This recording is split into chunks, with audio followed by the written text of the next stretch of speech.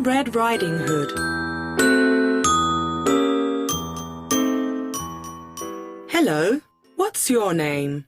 My name is Paula, and I am going to tell you the story of Little Red Riding Hood.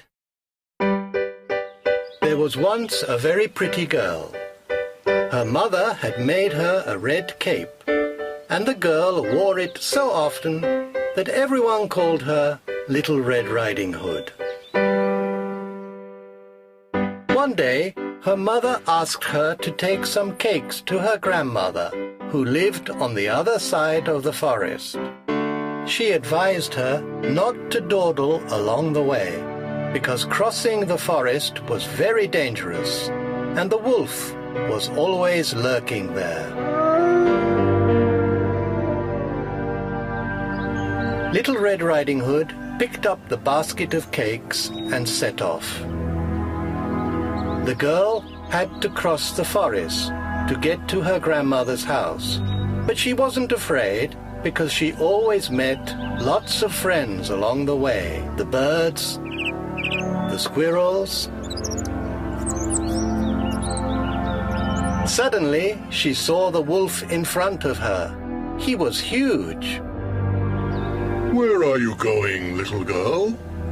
asked the wolf, his voice hoarse. To my grandmother's house. The wolf thought to himself for a moment and turned around. "I know where your grandmother's house is. It's not very far."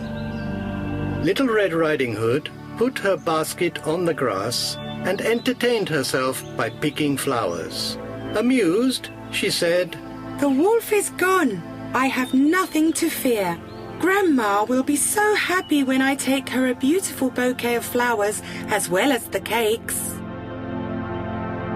Meanwhile, the wolf went to Grandma's house. He knocked gently at the door, and the old lady opened it, thinking that it was Little Red Riding Hood. A passing hunter had seen the wolf arrive. The wolf ate Grandma and put on the poor old lady's pink hat. He got into her bed and closed his eyes.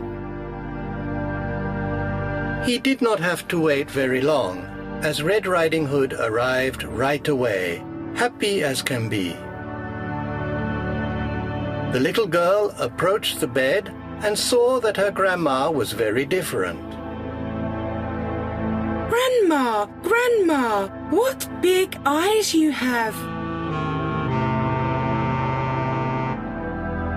"All the better to see you with," said the wolf, trying to imitate the voice of the little old lady. Grandma, Grandma, what big ears you have.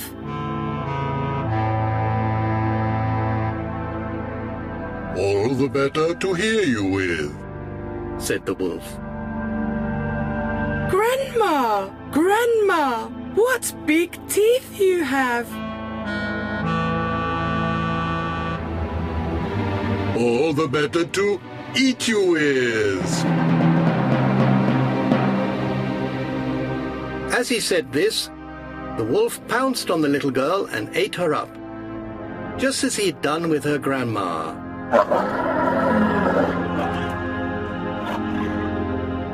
Meanwhile, the hunter had been worried, and thinking that he could guess the intentions of the wolf, he decided to take a look to see if everything was all right at Grandma's house. He asked for help from a reaper, and together they went to the house. They saw the open door of the house and the wolf lying in the bed, sleeping from a full tummy.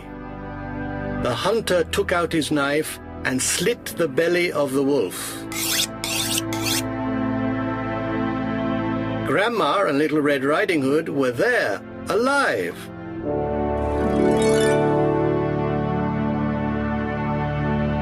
To punish the big bad wolf, the hunter filled his stomach with stones and then sewed it up again.